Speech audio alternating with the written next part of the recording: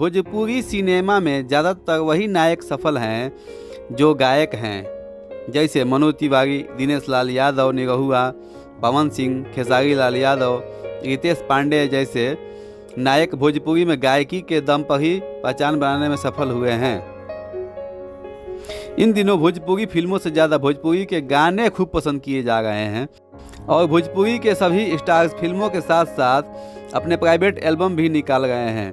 भोजपुरी की नायिकाएं भी अब धीरे धीरे गायकी के क्षेत्र में उतर रही हैं। अभी हाल ही में आम्रपाली दुबे का नया गाना सैया जी सेल्फी रिलीज हुआ है और इस गाने को खूब पसंद किया जा रहा है। आइए जानते हैं कि भोजपुरी की ऐसी कौन कौन सी अभिनेत्रियां हैं जो अभिनय के क्षेत्र में आने के बाद सिंगर बनी है।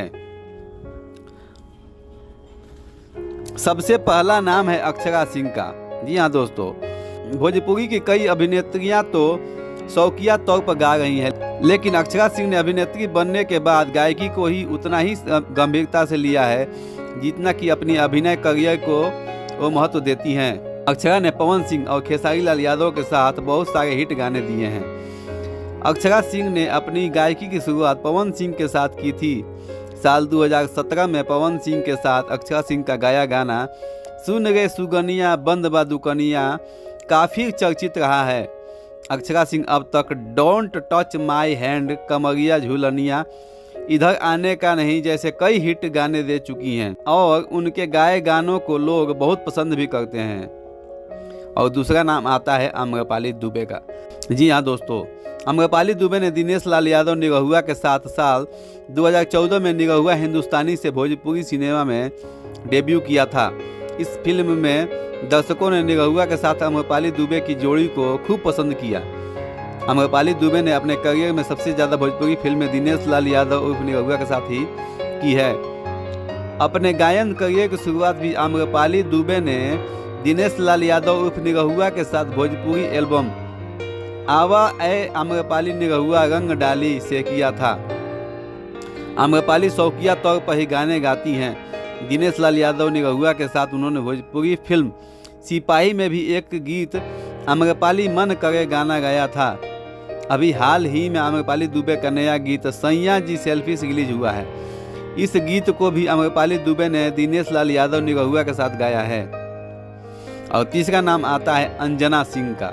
जी हाँ दोस्तों, भोजपुरी सिनेमा की चर्चित अभिनेत्रियों में शुमार अंजना सिंह भी गायकी में अपनी किस्मत आजमा चुकी हैं।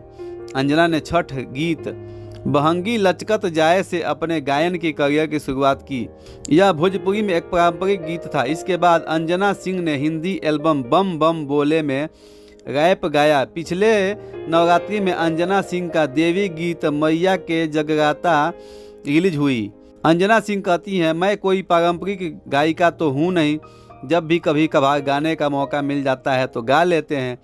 मुझे गायन के क्षेत्र में करियर नहीं बनाना है, इसलिए मैंने ज़्यादातर गायकी की तरफ ध्यान ही नहीं दिया।